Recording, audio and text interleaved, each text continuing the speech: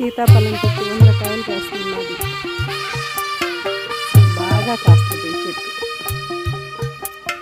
తెల్ల తెల్లవారే వెలుగు రేఖలా పచ్చ పచ్చ పచ్చి మట్టి బొమ్మలా అల్లి బిల్లి వెన్న పాల నురగలా అచ్చ తెలుగు ఇంటి పూల కొమ్మలా దేవదేవుడే పంపగ ఇలా దేవతే మా ఇంట అడుగే పెట్టెనంట బ్రహ్మ కళ్ళలో కాంతులే మా అమ్మలా మా కోసం మళ్ళీ లాలి పాడేనంట.